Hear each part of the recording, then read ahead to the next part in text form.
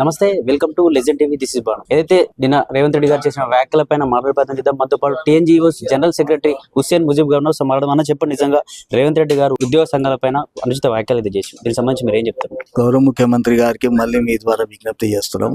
మా పైన కోపం ఉంటే కోపం చూపెట్టే చాలా పద్ధతులు ఉన్నాయి, కానీ రాష్ట్ర ప్రభుత్వ ఉద్యోగులుగా మా సమస్యలు పరిష్కరిస్తామని చెప్పి మీరే చెప్పి కూడా 14 నెలలైంది. ఇప్పటి వరకు ఒక సమస్య కూడా పరిష్కారం కాలే. మొదటి తేదీన జీతాలు వస్తున్న మాట వాస్తవం. మిగతా సమస్యలకు పిలిపించి మాట్లాడితే 100% సమస్య పరిష్కారానికి వస్తుంది. కానీ మేమేదో ప్రజలకు ఇబ్బంది పెట్టాలని, ఏదో ప్రజలతోని ప్రభుత్వాన్ని ఇబ్బంది పెట్టాలని ఏదైతే మీరు పదే పదే చెప్తున్నారో అది తప్పు. 100% మాకు అట్లాంటివి రావు. మేము అట్లాంటి పనులు చేయం. మేము ప్రజలలో భాగమే. మేము ప్రజలు కడుతున్న పన్నులతో జీతభత్యాలు తీసుకుంటున్నాం. జవాబుదారీ వ్యవస్థలో ఉన్నాం. మేము గడప గడపకు సంక్షేమ పథకాలు మోస్తాం కూడా. కానీ మా సమస్యలు కూడా వినే ఓపిక ప్రభుత్వ యంత్రాంగాన్ని గౌరవ ముఖ్యమంత్రి గారు మీరు ఆదేశాలు ఇచ్చి మేము ఏమనుకుంటున్నామో వినమని చెప్పండి. సబ్ కమిటీ కనీసం పిలిపించి మాట్లాడితే ఇప్పటివరకు ఒక్కసారి కూడా మాట్లాడిన సంఘటనలు జరగలేదు. మరి మా పైన కూడా 33 జిల్లాల అధ్యక్ష కార్యదర్శులు, కార్యవర్గాలు, జేఏసీ మిత్రులు నిరంతరంగా మమ్మల్ని తిడుతున్నారు. వాట్సాప్ మెసేజ్ చూస్తే కాళ్ళు వంకాలే. మాకు కూడా భార్య పిల్లలు ఉన్నారు. మేము కూడా సమాజంలో గౌరవంగా ఉండాలనుకుంటున్నాం. మరి మేము నాయకులుగా ఉన్నప్పుడు అటు ఉద్యోగులకు న్యాయం చేయాలి, ఇటు ప్రభుత్వం మాట వినాలంటే చర్చలకు పిలిచి మాట్లాడండి. మేము మాట్లాడడానికి సిద్ధంగా ఉన్నాం. అంటే ప్రభుత్వం కూడా ఏం చెప్తుంది అంటే ఆర్థికంగా పరిస్థితి బాగాలేదు, మేము ఢిల్లీకి వెళ్తా ఉన్నాం, మమ్మల్ని దొంగల్లా చూస్తా ఉన్నాం, ఆర్థికంగా బాగాలేదు, కొంచెం ఓపిక పట్టండి, చర్చిద్దామని చెప్పి ప్రభుత్వం కూడా చెప్తా ఉంది. మీరు దానికి సిద్ధంగానే ఉన్నారు? 100% చర్చల ద్వారానే ఏదైనా సమస్యకు పరిష్కారం దొరుకుతుంది. ఆర్థిక పరిస్థితి బాగలేదని చెప్తేనే ఈ 14-15 నెలలు ఆగినాం. వారు పిలిపించి మాట్లాడితే కదా. ఆర్థిక ఇతర సమస్యలు 49-50 సమస్యలు ఉన్నాయి. 50 సమస్యలు కూడా గంట సేపట్లోనో 2 గంటల్లో సంబంధించిన శాఖాధిపతులను పిలిపిస్తే అది కూడా సమస్య పరిష్కారం అవుతుంది. కానీ ఆ ఓపిక లేదు. అది మాట్లాడరు, పరిశీలన చేయరు, టైం ఇయ్యరు. మేము వస్తే మమ్మల్ని గుర్తుపట్టరు. మరి అట్లాంటప్పుడు బేయిజ్జత్ చేసే ప్రయత్నం చేస్తే సహించడానికి సిద్ధంగా లేము. మీరు మాకు అడగండి, మీరు మాకు సహకరించండి. మాది సాయిబాబా సిద్ధాంతం. మీరు మమ్మల్ని చూడండి, మేము మిమ్మల్ని చూస్తాం. 100% మీ పైన సంపూర్ణమైన నమ్మకం ఉంది. గౌరవ ముఖ్యమంత్రి గారు 4 సార్లు వారు పిలిపించిండ్రు. వారికి చిత్తశుద్ధి ఉంది మా సమస్యలు కూడా పరిష్కారం కావాలని. కానీ మిగతా గౌరవ మంత్రులు ఎవరైతే ఉన్నారో ఎవరి బాధ్యత మీరు వాళ్ళకి అప్పచెప్పండి. వారి ద్వారా మాట్లాడి మా సమస్యలు పరిష్కారం చేసుకుంటాం. మీరు కలవడానికి వెళ్తే దాదాపు 2 గంటల పాటు కూర్చోబెట్టిన కనీసం మంత్రులు కూడా మమ్మల్ని గుర్తుపట్టలేదని చెప్పి చెప్తా ఉన్నారు. అంటే నిజమేనా? 100% వాస్తవం అది. 2 hours బరాబర్ 2 గంటలు కూర్చున్నాం. 2 గంటల తర్వాత గౌరవ మంత్రి గారు బయటికి వచ్చారు.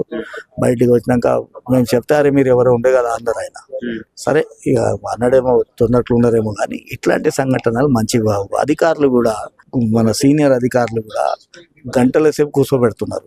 మేము వస్తే 2 నిమిషాలు మా ఉద్యోగుల సమస్య చెప్తాం, రిప్రజెంటేషన్ ఇస్తాం, బయటికి వెళ్తాం. అది కూడా పిలిపించుకొని మాట్లాడదాం అన్నది లేదు. లోపల ములాఖాతులు చేసుకుంటూ ఆ కాఫీలు చాయలు దాక్కుంటూ ఉంటారు. ఇది మంచి పద్ధతి కాదు. మనం అందరం కూడా ఒక కుటుంబానికి సంబంధించిన మనం అంతా కూడా ప్రభుత్వ ఉద్యోగులం. మేము చిన్న ఉద్యోగులం, మీరు పెద్ద ఉద్యోగులు. మీరు కూడా ఇవన్నీ కూడా అది ఏమంటారు, టర్న్ ద పేజ్ లంద వర్క్ అంటారు. వెనుకకు అది పటం చూడండి, అది తీస్తే మీకు తెలుస్తుంది ఎట్లుంటది, పద్ధతి ఎట్లుంటది, ఎట్లా రిసీవ్ చేసుకోవాలి, పరస్పర సహకారం, గౌరవం అన్నది ఎట్లుంటది అన్నది దీనిపైన ఆలోచన చేయవచ్చుగా మీ ద్వారా విజ్ఞప్తి చేస్తాం. ప్రభుత్వం ఏం చెప్తా ఉందంటే మీ బోనస్ల కోసం, మీ జీతాల కోసం ఏదైతే ప్రజలకు ఇస్తున్న సంక్షేమ పథకాలు ఆపేయమంటారా మరి అని చెప్పేసి కూడా హెచ్చరించారు. దానికి సంబంధించి ఏం చెప్తారు? ముందుగానైతే మాకు ఎవరు బోనస్ అన్న పదం ప్రభుత్వ ఉద్యోగులలో ఉండదు. అది ప్రైవేట్ ఉద్యోగుల బోనస్ ఉంటుంది. మేము అడుగుతుంది మా పైసలు. వారు మళ్ళీ ఒకసారి మీ ద్వారా గుర్తు చేస్తున్నా, మేము ₹1 అడిగితే మాకు నిజాయితీ పరంగా మనం దాపెట్టుకున్న పైసలు. జీపీఎఫ్ అంటే నెలకు మా జీతంలోకి వెళ్ళి కట్ చేయించుకుంటాం. 1000, 2000, 10,000 కట్ చేసుకుంటాం. అది ఏమవుతుంది, ఒక 5 సంవత్సరాలకు ఒక 10 లక్షలు అవుతుంది. ఆ 10 లక్షలకి వెళ్ళి మా తల్లికి కానీ మా సతీమణికి కానీ ఆరోగ్యం బాగాలేకుంటే మేము అర్జీ పెట్టుకుంటాం. అందులోకి దాని పార్ట్ ఫైనల్ అంటారు, ఒక 5 లక్షలు దాంట్లోకి వెళ్ళి తీసుకుంటాం. మా అర్జీ పెట్టినాక మా బిల్లు పోతుంది, పాస్ అవుతుంది. కానీ పోయి ఈ కుబేర్లో అయిపోతుంది. ఈడ మాకు ఇంట్లో తల్లి పిక్తుంది, సతీమణికి కష్టం వస్తుంది, పిల్లల చదువు ఆగిపోతుంది. కానీ మా జీపీఎఫ్ బిల్ మాత్రం పాస్ కాదు. ఇది మీరు చెప్పండి, ఇది మా గొంతమ్మ కోరికనా? మాకు హౌస్ బిల్డింగ్ అడ్వాన్స్ ప్రభుత్వం ఇస్తుంది. ఇల్లు కట్టుకోనికే 10 లక్షలు 15 లక్షలు మా స్థాయిని బట్టి ఇస్తుంది. ఆ బడ్జెట్ మాకు కేటాయిస్తారు. నేను పెట్టుకున్న 2 లక్షల రూపాయల కోసం ఎగ్జాంపుల్ చెప్తున్నా, నా బిల్లు పోయి ఆడ ఆగిపోతుంది, నా ఇల్లు ఈడ ఆగిపోతుంది. మరి 2 లక్షలు ఇవ్వాల్సిన బాధ్యత ప్రభుత్వంది కాదా? నేను 40 సంవత్సరాలు ఒక ప్రభుత్వ ఉద్యోగిగా ఈ సంస్థలో పనిచేసి నేను రిటైర్ అయినప్పుడు నేనేమనుకుంటా, నా మన్మళ్ళకు, నా పిల్లలకో నా కూతురుకో నా అల్లునికో నా రిటైర్మెంట్ బెనిఫిట్స్లోకి వెళ్ళి రూపాయి ఇవాళ ప్రసాదం లాగా పంచాలని అనుకుంటాను. నేను రిటైర్ అయ్యి సంవత్సరంన్నర అయినా ఒక్క రూపాయి కూడా రిటైర్మెంట్ పైసలకి వెళ్ళి రాకుంటే రిటైర్ అయితే నా పెన్షన్ రాకపోయి ఆ పెన్షన్ కోసం తిరగాలి. నాకు ఏవైతే నిజాయితీ పరంగా రిటైర్మెంట్ బకాయిలు రావాలి అవి కూడా రాకపోయి మరి నేను నా మన్మలకు నా పిల్లలకు నా కూతురికి అల్లునికి నేను ఏం సమాధానం చెప్పాలి? మరి దీనిపైన ఎందుకో మాట్లాడరు. మేము ఎక్కడ కూడా బోనస్ అడగలే, మాకు బోనస్ అవసరం లేదు. మేము ప్రజలను ఇబ్బంది పెట్టాలని ఏదైతే అంటున్నారో సంక్షేమ పథకాలు ఆపండి అని, మేము ఎక్కడ కూడా సంక్షేమ పథకాలు ఆపమని చెప్పలేదు. ఈరోజు ఒక గౌరవ ముఖ్యమంత్రి గారు ఒక ప్రకటన ఇచ్చాడు. రేషన్ కార్డులు 1,00,000 ఉంటే 1,00,000 ప్రజలు 1,00,000 ఉంటే 1,20,000 రేషన్ కార్డులు ఉన్నాయి. ఎగ్జాంపుల్ చెప్తున్నాను. మరి అట్లాంటి వాళ్ళను మీరు ప్రభుత్వ యంత్రాంగం పట్ల అది ఐడెంటిఫై చేయండి. మీరు ఏవైతే బియ్యం ఉచితంగా ఇస్తున్నారో ఆ రోజు ఎన్టీ రామారావు ముఖ్యమంత్రి గారు ఉన్నప్పుడు 2 రూపాయల కిలో బియ్యం అంటే దేవునిలాగా వారిని కొల్చిండ్రు. అది మనం చిన్నగా ఉన్నప్పుడు మీరు ఇట్లా చూసిండవచ్చు. ఈ రోజు మనం ఉచితంగా ఇస్తున్నప్పటికి కూడా ఆ ఉచిత బియ్యాన్ని కూడా తీసుకొని బయట అమ్మేస్తున్నారు. మరి వాళ్ళని ఏమంటారు? ఈ బ్లాక్ మెయిలర్లని మరి అది అరికట్టాలి కదా. ఇవన్నీ కూడా ఉన్నాయి. కాబట్టి ప్రభుత్వ ఉద్యోగులు ఎప్పుడు కూడా మా పరిధి దాటి మేము మాట్లాడం.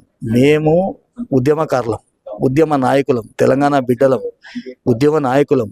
మమ్మల్ని గౌరవించండి అని అడుగుతున్నాం. చర్చల ద్వారా సమస్యలు పరిష్కరించడానికి పరిష్కారం అయితే నమ్మే వ్యక్తులలో మేము కూడా ఉన్నాం.